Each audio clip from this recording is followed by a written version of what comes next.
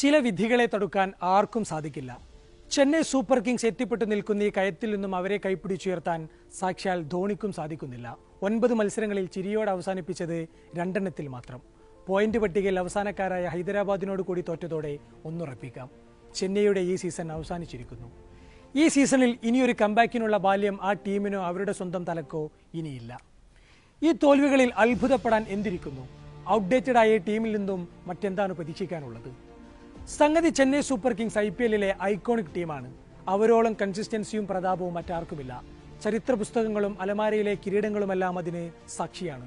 പക്ഷേ ആ വിജയങ്ങളുടെ നൊസ്റ്റാൾജിയയിൽ ഇരിക്കരുതെന്ന വലിയ പാഠമാണ് ഈ തോൽവികൾ നൽകുന്നത്. ചെന്നൈ എത്രത്തോളം ബോറിംഗ് ആയാണ് കളിക്കുന്നത് എന്നതിന് അവരുടെ പവർ പ്ലേ റെക്കോർഡുകൾ തന്നെ സാക്ഷിയാണ്. 9 മത്സരങ്ങളിൽ നിന്നുള്ള അവരുടെ പവർ പ്ലേ റൺ റേറ്റ് 7.90 അഥവാ മിഡിൽ ഓവറുകളിലുള്ള റൺ റേറ്റ് പോലുമില്ലാതെയാണ് അവർ പവർ പ്ലേയിൽ കളിക്കുന്നത്. 9 മത്സരങ്ങളിൽ നിന്നായി പവർ പ്ലേയിൽ ആകെ അടിച്ചത് 5 സിക്സറുകൾ മാത്രം. പവർ പ്ലേയിൽ ഇത്രയും മോശം റെക്കോർഡ് മറ്റൊരു ടീമിനുമില്ല. ഇത്രയും കുറവ് സിക്സറുകളും മറ്റൊരു ടീമും കുറിച്ചിട്ടില്ല. ഓരോ ടീമും പവർ പ്ലേയിൽ ഇന്നോവേഷനുകൾക്ക് ശ്രമിക്കുമ്പോൾ ഈ ടീം ഏകദിനം പോലെയാണ് അവിടെ ബാറ്റ് ചെയ്യുന്നത്. ആ കുറവ് നികത്താൻ പോന്നവർ മധ്യനിരയിലുമില്ല. ഒരു കാലത്ത് സുരേഷ് റെയ്നയും അമ്പാട്ടി റായിഡുമെല്ലാം അവരുടെ കോൺഫിഡൻസ് ആയിരുന്നു. ആങ്കറിംഗ് ചെയ്യാനും അതേസമയം തന്നെ ഹിറ്റ് ചെയ്യാനും ശേഷിയുള്ള ആ പൊസിഷൻ പക്ഷേ ഇന്ന് ശൂന്യമാണ്. പോയ സീസണിൽ ഡാരി മിച്ചലിനെ പരീക്ഷിച്ചെങ്കിലും വിജയമായില്ല. ഈ വർഷവും ആ കുറവ് തെളിഞ്ഞു കാണാം. വിജയ് ശങ്കറും ദീപക് ഹൂഡയും ഒന്നും അതിനു പറ്റിയവരല്ലെന്ന് തെളിയിക്കുന്നു. ഫിനിഷിംഗിലേക്ക് വന്നാലോ, മുടി നീട്ടി വളർത്തിയ യൗവനവും മസിൽ പവർ കൊണ്ട് അടിച്ച കാലവുമെല്ലാം തന്നെ കടന്നുപോയെന്ന് ധോണിക്ക് പോലും അറിയാം. മറ്റൊരാളായ രവീന്ദ്ര ജഡേജയും കരിയറിന്റെ അസ്തമയ കാലത്താണ്. അഥവാ ആദ്യ മത്സരങ്ങളിൽ കളത്തിലിറങ്ങിയ ബാറ്റിംഗ് ലൈന് പടിമുടി ഔട്ട്ഡേറ്റഡ് ആയിരുന്നു. ഹിറ്റുകൾക്ക് ശേഷിയുള്ള ശിവൻ ദുബെയാണെങ്കിൽ മോശം ഫോമിലുമാണ്. പണി പാളുന്നതറിഞ്ഞ് പല മാറ്റങ്ങൾക്കും അവർ ശ്രമിക്കുന്നുണ്ട്. ഋതുരാജ് പരിക്ക് പറ്റിപ്പോയതോടെ ധോണിയെ നായകനാക്കി കൊണ്ടുവന്നു. ഡെവൻ കോൺവേയെയും രജിൻ രവീന്ദ്രയെയും രാഹുൽ ത്രിപാഠിയെയും പുറത്തിരുത്തി. ഷെയ്ഖ് റഷീദ്, ആയുഷ് മാത്രെ, ഡെവാൾഡ് ബ്രേവിസ് എന്നീ യുവതാരങ്ങളെ പകരം കൊണ്ടുവന്നു. ജഡേജയെ നേരത്തെ ഇറക്കി ഡൂബയെ ഫിനിഷിംഗിലേക്ക് മാറ്റി. ഇങ്ങനെ ഒരുപാട് കാര്യങ്ങൾ ചെയ്തു നോക്കി. പക്ഷേ തോൽവി എന്ന വിധിയെ മാത്രം മാറ്റാൻ ആകുന്നില്ല.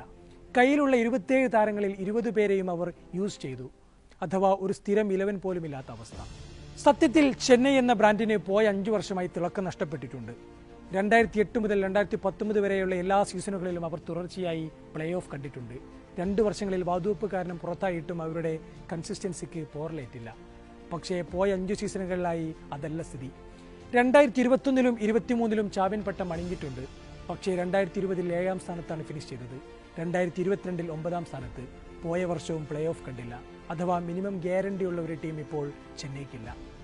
ചെന്നൈയുടെ അഭിമാനക്കോട്ടയായ ചെപ്പോക്കിനും ഇപ്പോൾ ഇളക്കം തട്ടിയിരിക്കുന്നു. RCB 2008-ന് ശേഷം ആദ്യമായി അവിടെ വെന്നിക്കൊടി നാട്ടി.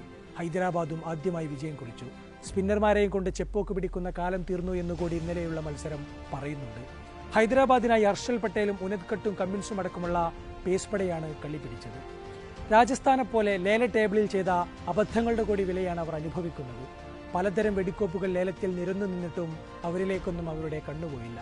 പല കാലങ്ങളിലായി ചെന്നൈ കുപ്പായം വിട്ട Sam Curran, R Ashwin, Rachin Ravindra, Devon Conway, Vijay Shankar തുടങ്ങിയ താരങ്ങളുമായാണ് അവർ ജിദ്ദയിൽ നിന്നും തിരികെ പറഞ്ഞത്. 5 താരങ്ങളെ റിട്ടേൺ ചെയ്യുകയും ചെയ്തു. സർപ്രൈസ് പിക്കുകളോ മികച്ച ഓവർസീസ് ഹിറ്റർമാരെയോ അവർ വാങ്ങിയില്ല. മറ്റു ടീമുകൾ ലേലത്തിലൂടെ മെച്ചപ്പെട്ടപ്പോൾ തങ്ങൾക്കതിന് സാധിച്ചില്ല എന്ന് ഫ്ലെമിംഗ് തന്നെ ഇപ്പോൾ തുറന്നു പറയുന്നുണ്ട്. ഇങ്ങനെ ഒട്ടേറെ പ്രശ്നങ്ങൾ ഈ ടീമിനുണ്ട്. അതുകൊണ്ട് തന്നെ ധോണി എന്ന ഒറ്റപ്പേരിലേക്ക് വിമർശനങ്ങൾ ഒതുക്കാനാവില്ല. 4 കോടി നൽകി അൺക്യാപ്ഡ് പ്ലെയറായാണ് ധോണിയെ വാങ്ങിയത്. 4 കോടിക്ക് ലഭിക്കുന്ന ഒരു അൺക്യാപ്ഡ് ഇന്ത്യൻ പ്ലെയറേക്കാൾ യൂസ്ഫുൾ ധോണി തന്നെയാണ്. എങ്കിലും ഈ നാണംകെട്ട തോൽവികൾ മാനേജ്മെന്റിനെ ഇരുത്തി ചിന്തിപ്പിക്കേണ്ടതാണ്. ചെന്നൈ മണ്ണിൽ ചോദ്യം ചെയ്യപ്പെടാതെ ഇരിക്കുന്ന ധോണി ഫ്ലെമിംഗ് യുഗത്തിന് കൂടി അന്ത്യമാകുമോ? കാത്തിരുന്ന് കാണാം.